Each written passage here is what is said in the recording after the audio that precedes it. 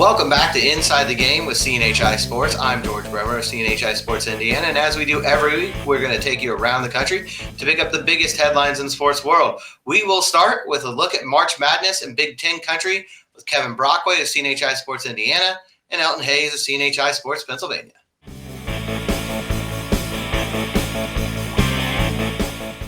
Now it's time for our weekly spot in the Big Ten with Kevin Brockway of CNHI Sports Indiana and Elton Hayes of CNHI Sports Pennsylvania. And Kevin, we'll start with you this week because I think we already know Elton's answer to this question. Who is your pick to win the Big Ten tournament this week? Yeah, I would have to say Michigan, even without Eli Brooks. I like the Wolverines wire to wire. I think they're going to avenge that loss against Illinois and find a way to beat the Illini. Elton, go ahead. We know the answer to this. You've been on this from Look, I would like to take credit from the beginning, from our Big Ten preview, our preview page. I was sticking with the young men in blue and orange, and I'm not turning back now. They've made me look very smart so far. We'll see if they can, if we can finish that here by the end of the week with them, beating Michigan for a second consecutive time, kind of establishing that they're truly the dominant team in the conference. I'm taking the Fighting Illini all the way. Yeah, plus they didn't have Iowa the last time, Elton. They didn't have. Now they're going to have him. He's got his mask on. He's looking like a superhero with the black mask. I mean, look, man, this is perfect. This is what we live for. This is March. I'm ready.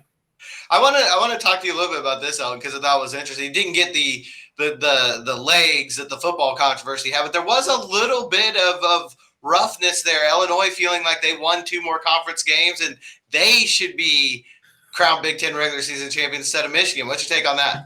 I saw someone had a joke about that, saying it's like Ohio State in football. Look, you can only play the schedule that's put in front of you, especially this year with coronavirus, and Michigan was forced to pause activities, for a couple weeks. I like Illinois, but Michigan does lay claim to it did everything it had to do. The voters obviously liked what they saw from Michigan, and that's I'll have to take Michigan's side on that one. But a win in the tournament this week would kind of make them feel a little bit better and kind of get a little bit more credibility to that argument from some of those people who were saying that. No doubt, it'll be interesting to see how that plays out. Going to be probably the most competitive tournament in the country this week. Kevin, you mentioned this week in your notebook, which people can read on their CNHI sites or in their papers, about the Michigan, Iowa, Illinois, all not just playing for a conference title, all 3 of them with the shot to get a number 1 seed in March Madness. Is there somebody beyond those 3 that you look at that maybe could surprise people and win the Big Ten this week? A team that sets up well bracket-wise, even though they've been struggling, is Wisconsin, because they're the 6th seed, and they will get, not only a team from Wednesday, they'll probably be a little bit gassed the next day, but then they get an Iowa team without Wieskamp, without Joe Wieskamp. So I feel like that has the potential to set them up pretty well to at least make the semifinals, and anything could happen. So I would watch out for Wisconsin. They're an experienced team. They're a senior-laden team. They've struggled of late, but maybe Demetric Price is a guy that can hit big shots and big moments. They might be a team that could put together and make a little run here. Anybody that strikes you out as kind of a dark horse candidate to win this tournament? I kind of like what Purdue's been able to do over the the past few weeks, past month. I had a chance to watch them. They came here to State College a couple weeks ago and just put on a clinic. Jaden Ivey really impressed me as a freshman. He's playing well above his age. Sasha Stefanovic, if I'm saying his name incorrectly, please correct me. But they just click, and they're well coached. Matt Painter is one of the best in the business. He kind of flies under the national radar. He doesn't even in the conference talk. He doesn't really get the praise of some of the other coaches. But all the guy does is put out consistently good teams. They play well at the end of the year, and I think Purdue's got a good chance as anyone in this tournament. Yeah, the Boilers are definitely on a roll. Kevin, you might have hinted at this a little bit already, but is there anybody in those top 4 seeds or even maybe a little bit lower that people might be expecting to make a deep run that you think maybe makes an early exit this week? Yeah, I think that with Iowa's situation, with their injury situation, Michigan's injury situation, though I picked them to win. I mean, those are two teams I think you got to look at in terms of their health and their situation. I mean, the Purdue Ohio State game is going to be interesting. I think Ohio State, still with EJ Liddell and their guard play, can still be dangerous and might be able to spring an upset against Purdue in that game. Not really a big upset, but a 5-4. So, those are some teams that I would feel like should be a little nervous going in, particularly Iowa because of Wieskamp. I think he really means a lot as that guy, that complements Luka Garza inside. That 5-4 matchup interesting as well. Purdue swept Ohio State during the regular season. Part of the reason that the Boilermakers have the double bye and Ohio State is playing on Wednesday. Elton, anybody in that top of the conference that you think might stumble this week? I got to agree with Kevin with Iowa. Iowa Garza obviously is really good, but losing a guy like Wieskamp, he's he plays a very good complementary, more than just a complementary role. He's a dynamic player, and not having him, I think, really hurts Iowa's chances. If you're a Hawkeyes fan, a little bit nervous going into this week moving forward with that injury. Yeah, no doubt about it. Could be a tough week for Iowa down here in Indianapolis. Kevin, I'm wondering a little bit, as we look at the total picture of this tournament, I want to kind of focus on the team that you cover, Indiana. Talk about stumbling down the stretch, 5 straight losses. Archie Miller very much on the hot seat. What are the Hoosiers looking like coming into this event? Yeah, not good. Armand Franklin right now still doesn't look like he's going to play, and that's been a big loss. As you mentioned, similar to Wieskamp and Garza, Franklin is that complimentary piece of Trace Jackson Davis, who has struggled himself the last 3 games. Is something that I wrote about, 10.3 points and 5.3 boards his last 3 games. He's not as active on the glass as he's been, and they have to get him on track first. I think that's one of the keys. Now, 7 of 43 from 3 also the last 2 games. The perimeter shooting has been woeful. It might not get any better in the dome, the cavernous surroundings, but maybe it will. Maybe a change of scenery will help them. But I think getting Rutgers in the first round too, certainly is difficult because Miles Johnson presents a lot of problems for Trace Jackson Davis inside. They probably would have been better off with Maryland because they're not as much of a size team. But Maryland lost a chance for that 7 seed when they lost to Penn State, and they had a rough week. They're a team that's very much on the bubble in this in this tournament as well. I mean, they can't afford a loss. I think if they lose to Michigan State, they'll be down the NIT. So. Obviously, Indiana, it's been a really rough season, very disappointing season, and you can tell on social media fans are not happy at all. I imagine. I think it's interesting with Maryland, too, because it kind of shows how quickly fortunes can change in this league. Not long ago, last week, we were talking about Maryland as one of the hottest teams in the conference, and now a couple losses in a row, and they're faced with potentially staying home for March. Elton, your team, Penn State, they have been a scrappy team all year. They have ruined a couple teams' chances, as mentioned before. The football team won a Big Ten title at Lucas Oil Stadium a couple of years ago. Any chance of a surprise run for the Nittany Lions? Could they shock a team or two here in the early rounds? I think they can. Something that's kind of flown under the radar with Penn State is they've won 3 of the last 4 right now. They got that big season-ending win in College Park on Sunday that I don't think – many people expected, especially, I got home from the Big Ten wrestling tournament and saw it was 50-36 in Maryland's favor. And I was like, of course. But, one thing, and Jim Ferry mentioned this to us yesterday when we had him for media day. If you look at Penn State, they've really hung in there in every game they've played, whether it's been Michigan. I know they had a 4-point loss to Michigan. They played Ohio State tough. Illinois, when Illinois came here, I mean, they haven't really been blown out. The problem with Penn State is the lack of consistency. There's numerous points in the games where they just go on these scoring lulls, and that's really hurt them. My thing is right now they're playing for pride. They understand, there's no March Madness awaiting them. This is their March Madness. Jim Ferry, he's an interim coach. What's to be seen with his future at Penn State is unknown, but these guys are playing for pride. They can go down there to Indianapolis starting on Wednesday rather, and get on a nice run. I think they have the talent and the pieces in play to upset a few teams. Definitely going to be a team to watch, somebody that you don't want to take for granted, no doubt about that. Kevin, we mentioned earlier Michigan, Iowa, Illinois in that mix for number one overall seed. Obviously, Gonzaga's entering the tournament undefeated. First time in a couple of years that's happened, trying to become the first team since 1975-76 Indiana to finish the entire year unbeaten.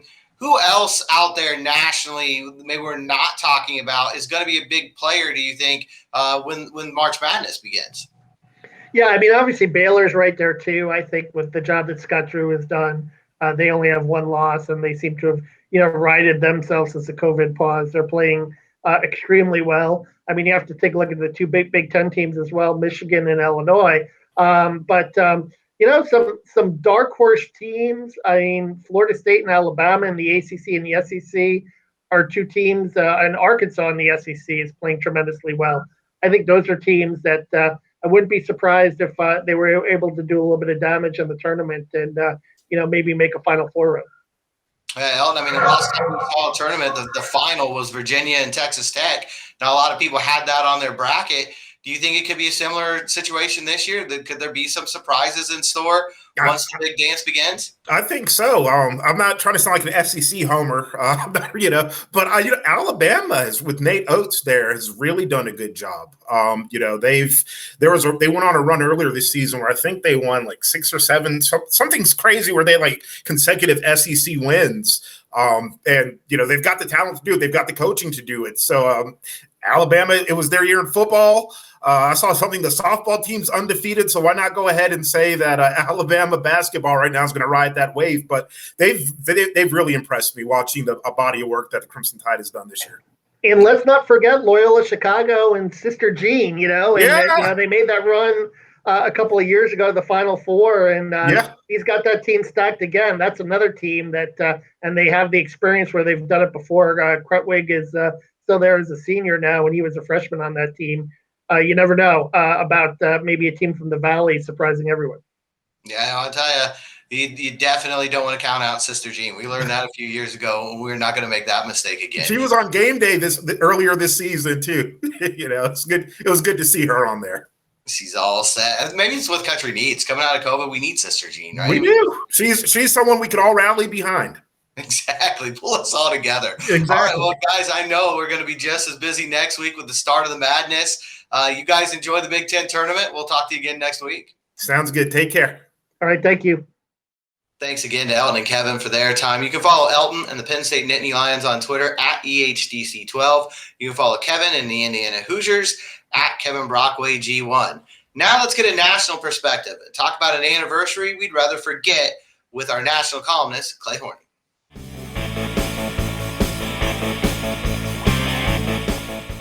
Now it's time for our weekly spot with Clay Horning. And Clay, it's not an anniversary we want to recognize, not one we're going to celebrate, but we are this week, 1 full year with COVID-19 dominating our life. You were kind of there, ground zero, day one, when Rudy Gobert tested positive for the Utah Jazz in a game against the Oklahoma City Thunder, kind of touched off this entire run. It wasn't long after that. The NBA was shut down. College basketball was shut down. We know where it went from there.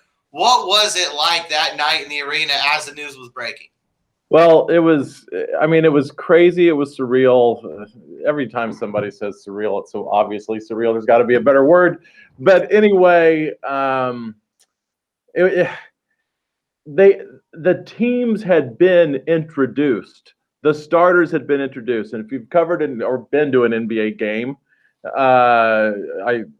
there's about a 45 seconds in time, maybe a minute, where the teams have been introduced, the music gets loud. In Oklahoma City, Rumble the Bison, if you don't, you've seen him, I promise, was banging on his drum, and we're about to start, and the fans are on their feet because in Oklahoma City they stand for the tip and don't sit until they score.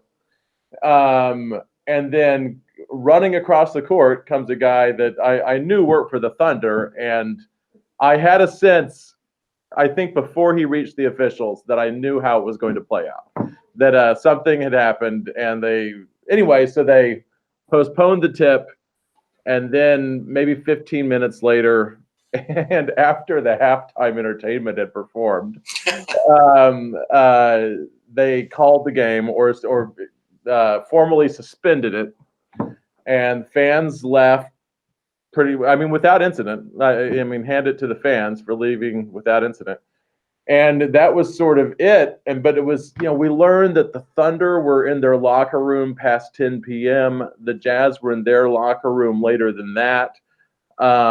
Everybody that was sort of in the Thunder party and the Jazz party got tested, which was its own little, I don't know if it's scandal, but a little mini political rhubarb in Oklahoma. Like, how do they get the tests, and not others? And I think we learned the Jazz left around midnight. Rudy Gobert, people may not remember, 2 days earlier, it was during or following, as a media availability session had ended following a shoot around, had sarcastically touched every surface he possibly could, karma, I don't, and I don't even think he got it in that exercise, because I believe the only two people in the entire Jazz party to test positive were Gobert and Donovan Mitchell. So I don't think he, otherwise somebody at that shoot around would have been, at this game and would have been carrying it also, but that didn't happen. Personal standpoint, I wasn't in love with my chances, but of covering the state basketball tournament the next 3 days, which were scheduled in Tulsa, but because my significant other lives in Tulsa, I don't mind saying I had began to drive to Tulsa, and I was told, this is midnight-ish. I'm talking to my publisher, I think, because we were in full work mode, from 7 to 10:30, whenever inside the arena, that I wasn't gonna. Nope, you're under quarantine for 2 weeks, because I had sat next to the Jazz media relations guy, who did not end up having it, and I was just really angry. I wasn't going to cover the state tournament, but the next day that got canceled. Before I got in the car, the NBA season was canceled, although the Mavericks finished their game that had already tipped off in Dallas. And the next day, I remember another surreal moment was I got an MLB alert on my phone starting lineups for that day, for the first spring training game of that day on the Thursday after. But before that game was played, that was canceled. And I'll end with this part of the story with one thing I wrote, and I mentioned it in the column that will go out to everybody. To fill the void of not having sports to write about, one of the things we wrote about here was, one of the things I wrote was a series on sports you can watch right now. And I like telling people, go watch Secretariat win the Belmont. Go watch Ali beat Foreman in Zaire. But one of them was go watch Zenyatta win the 2009 Breeders' Cup Classic and watch her finish second, Philly. And in explaining what the Breeders' Cup was, you should really watch it. It's amazing. Last to first, every race she ran. But I wrote, and will happen again, the Breeders' Cup on November 6th, unless these are truly cataclysmal times. As though we couldn't imagine this crisis lasting into November, in March. And they did run the Breeders' Cup, but they ran it without fans, as everything else. And I mean, what we wouldn't have given to have been through this thing by December, But it looks like it's going to run in earnest, I'd say, another couple of months. But I don't know if we'll fully wash our hands of it, July, August. I don't know. But anyway, so it's sort of a personal story and a work story. And yeah, it was crazy. It was crazy. And Royce Young, who covers the Thunder for ESPN, I watched his live on the court, whatever, and I saw myself walking 80 feet behind him on the other end of the court, and I realized I need to eat less. That was a golden moment for me that was completely personal. I just looked horrible on television from 90 feet away. But anyway, there you go. There. Yeah. I think we all had, crazy stories like that. I know I was doing interviews like the day before it all happened with one of the local high school teams who was getting ready to play in the regional tournament here, which is 2 steps away from state. And at that point, we were all pretty certain that they were going to play that weekend. But after that, who knew? And it ended up they didn't even play that weekend. The tournament was canceled for the first time in history. Did not crown an Indiana State champion, which here is, almost. Oh yeah, unthinkable. absolutely. And so it was, I think that's when it became really serious for me. When the IHSAA said we're not playing, I knew this is really a problem. But I was struck this week watching the NFL Network's been doing free agency previews. They're showing games with free agents coming up, and that's neither here nor there. But you're watching the games and you're seeing the empty stadiums again. And I thought, what's it going to be like 5 years from now, 10 years from now, when people are watching highlights of these empty stadiums? Are they going to remember how that happened? Are you going to have to explain to the next generation why no one was there? You know what? I mean, I don't know, and it's still a little. I'll tell you what. It's kind of cool if you watch the Rangers play hockey right now. You will get to see what Madison Square Garden looks like when not only the ice is lit, which is kind of interesting because we've all watched things from MSG, and you cannot see the crowd. Well, now you can see those ads that would surround the rink, and when it's probably the same with the Knicks play. I just don't take in the Knicks nearly as often. But so I don't know. I mean, it's sort of along the same lines of what you're talking about.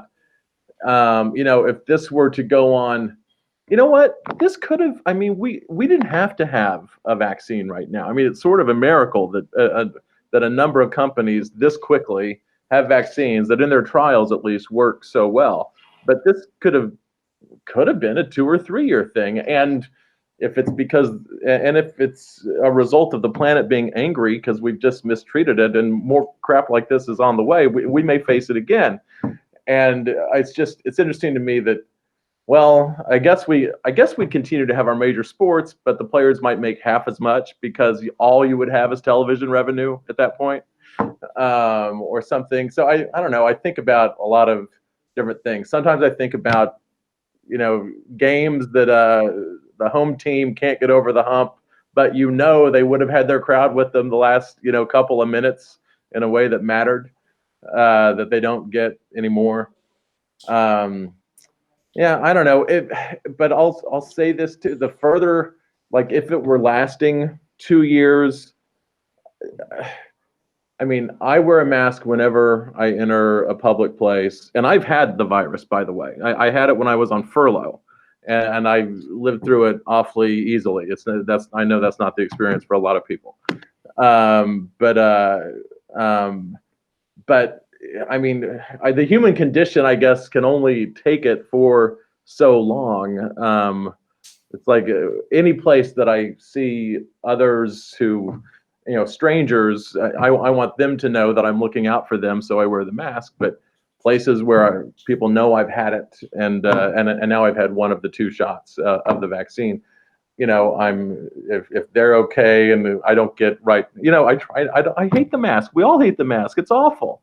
So I mean, we're sort of edging towards normal, even though it's not. I mean, it's just been very interesting to watch us react to it also. And I was thinking about this a moment ago after I quit talking for the first time. I felt like before Rudy Gobert brought us the virus, I felt before that happened, I just remember thinking, we're hearing about it, it's bad. The president at the time was acting as though it was nothing. But I remember having this realization of nobody's getting in the way of this thing. Nobody's saying, hey, this is freaking serious. And it's a real sort of eye opener to when issues aren't addressed, they're not being addressed. I mean, it's like I could sort of see it coming. And so it ought to be a lesson in accountability towards those who are sort of entrusted with looking out for us. Anyway, another thought. No, I agree. I think it's been such a difficult year for everybody. I think it's kind of ironic that this week. The NBA is returning from their All-Star break, so why did they have an All-Star game? I don't get it. And that was a whole other the made-for-TV All-Star game nobody wanted to play, and it doesn't appear too many people wanted to watch. Yeah, I saw nothing of it, and I would have endorsed 6 days off for the whole league, Yeah, but which they probably could have used. Yeah, you got to grab your revenue streams where you can grab them, I guess. Kind of ironic, though, to see them coming back, this week, right around on that 1-year anniversary. There's going to be a lot of teams playing their first game back from the break. It's just kind of a very interesting situation and interesting dichotomy. And I know we feel like we're moving in the right direction finally. And hopefully, like you said, hopefully maybe a couple more months of this and we can get back to something close to normal, get crowds back in the stadiums. Have senior athletes play their spring seasons. I know that didn't happen all over the country. Yeah, the University of Oklahoma has announced it's planning on full capacity next fall. So that's one thing. Just thought I'd throw that out. They've also announced their spring game come in April, which again it would seem to me right along the lines of the All-Star game. Why do you need it? But so they're planning on it. But of course, it's probably easier to plan on it and then cancel it than it is to not plan on it and then go, oh, we're through the crisis. One more sidebar to the whole thing is when Gobert had it and then Mitchell was known to have had it after he was tested that later that night, there was reported acrimony between the two of them. And I even wonder if somehow the aftermath of that acrimony was sort of this kumbaya moment among the Jazz because they happen to be the best team in the NBA, or at least have the best record right now. Or maybe Quinn Snyder is just, the second coming. But anyway, there are all these tentacles to it. Absolutely. Here we are a year later. Maybe the Jazz heading towards an NBA title. I would love that, by the way. I would love it not to go to the Lakers. No Lakers, no Clippers, no Nets. Come on. It would be quite the story all around. Well, I know that we're still dealing with the after effects of this. Things are opening more and more. We're going to have more and more to talk about each week. Thanks a lot for your time again, Clay. We'll talk to you again next week. Aces, thumbs up. Yes. See you later. Thanks as always to Clay. You can follow our national columnist on Twitter @Clay Horning. Now let's check in on the NFL offseason with Bill Burt of CNHI Sports Boston.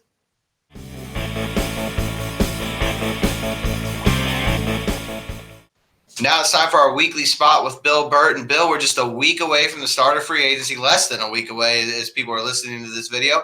And it's going to be a unique year. We've talked about that a lot already in the offseason. Salary cap came in today at $182.5 million.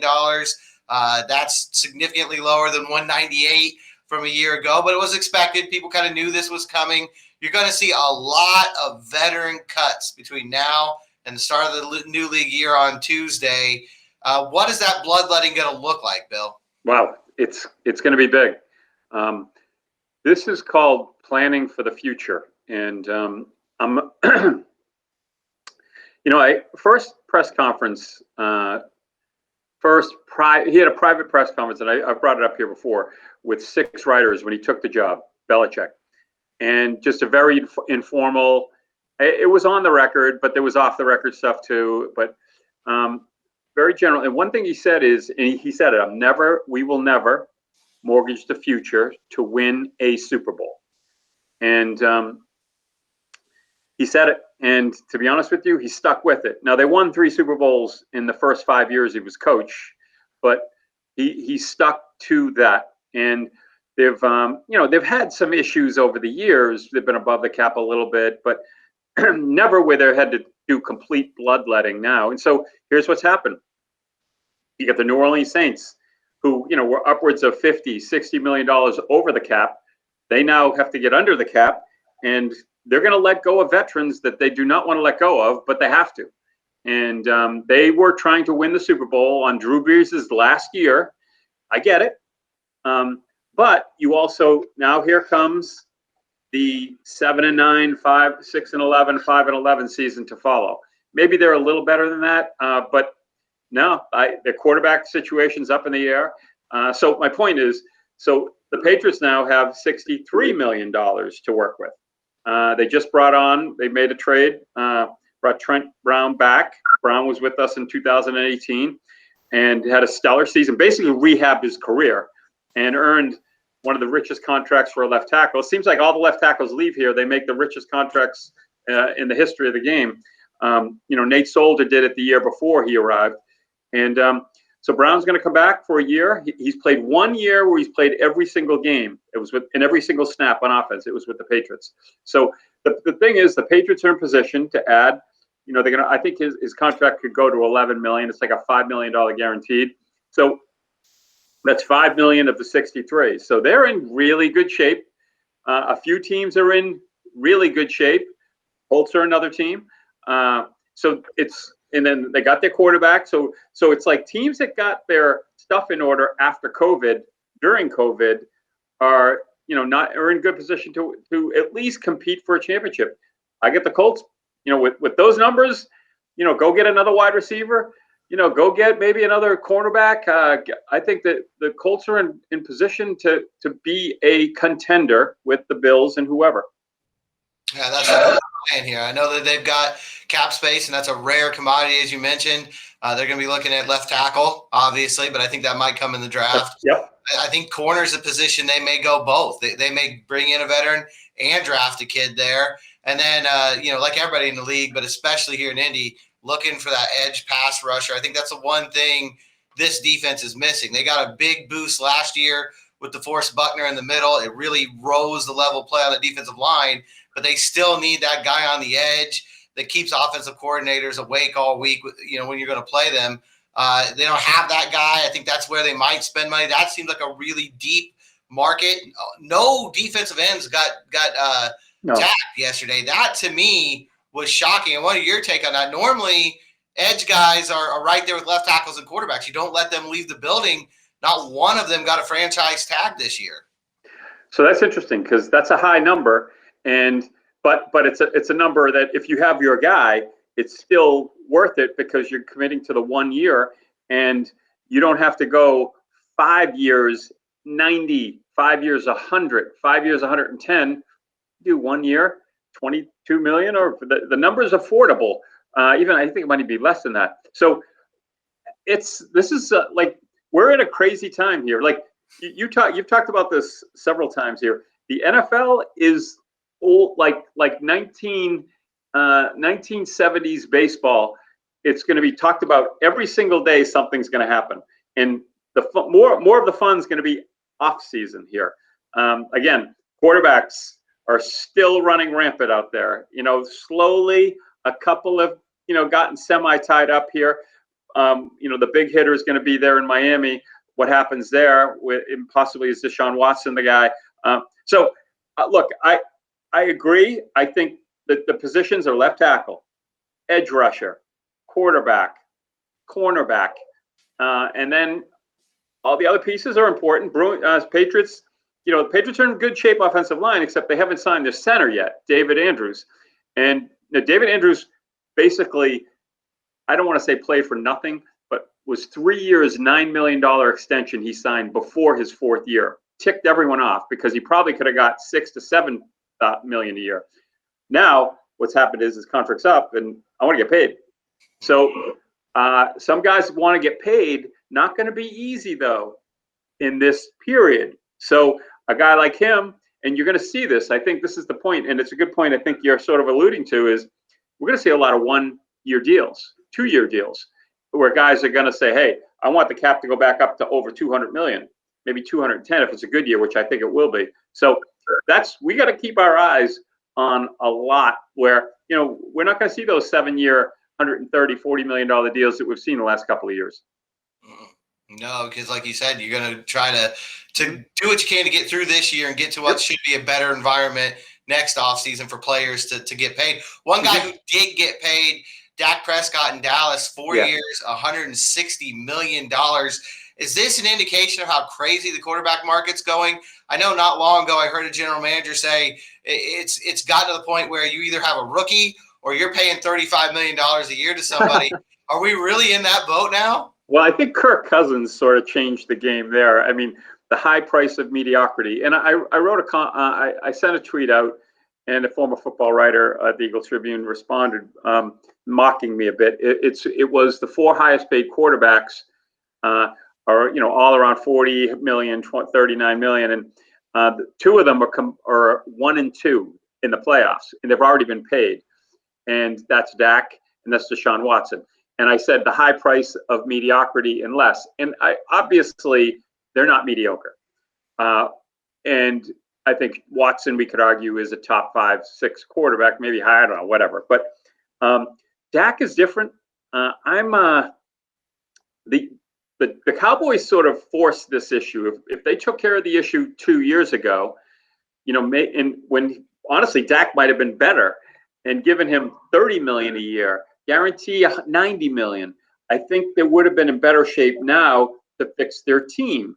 Lo and behold, they give him $120 million guaranteed, $160 million overall. So it's poor management, and they were. But if they let him go, what were they going to do? Dalton? No, they weren't going to draft anyone. They're not high enough in the draft to get a quarterback, a legit guy. Could they trade? I guess they could trade. They put all their money in their running back. He's been sort of a flop since he got paid. So it's interesting because we're back to the original point: managing your team, being prepared for all situations, being able to get through the cap, not only get through the COVID, but get through the cap the next year, which is just as bad as COVID in some instances. So I'm interested. Again, the quarterback position is still wild and open, and I can't say. Usually you have a good idea, but it's crazy. And I didn't have Wentz going to Indianapolis, and in retrospect, it was a gamble. It was worth the gamble. I don't know if it's going to work, but you know what? You have to take chances at this point when you are the Colts where they are. Right now, the Patriots are in a different position, so they don't have to. 2 years ago, 3 years ago, if that situation, they are bringing in a guy like Wentz. So that's what interests me. Every day something's happening here in the NFL. Every day. No doubt about it. I think it's going to be so fascinating. We didn't even talk on J.J. Watt, kind of a surprising signing with Arizona. I think you're going to see a lot of that. I think this offseason is going to be, because so few teams have the money, it might not be the usual suspects. People are going to go, I think, to some surprising places this spring. Yeah, it's tough. It's not a great time to be a free agent. And look, the Patriots might have agreed to or had to agree to a longer term deal with Trent Brown, but they didn't have to. And they told Brown, no, you have a good year, you'll get more money. Now, if he gets hurt, then he's a little less valuable. And the Patriots give him, a 3-year, $26 million deal with guaranteed 22 of it or something. So, again, this is what I will say is yesterday was a good announcement for a few teams, and the Patriots were one of them, and the Colts. Yeah, no doubt about it. And I think it sets up for what's going to be a really interesting month here leading up to the draft. Bill, as always, thanks for your time. And I know we're going to have plenty to talk about here as the next few weeks roll on. Great stuff. You're connected there. If you get any issues or you hear anything about what's happening in New England, please send me a note, and I'll find you. We'll do a show on it. I will do that. No problem. All right, all the best. Take care. Thanks again to Bill. You can follow his coverage of the New England Patriots at Burt Talks Sports. You can follow my coverage of the Indianapolis Colts at GM Bremer. And thanks again to all of you. We'll check back in with you again next week.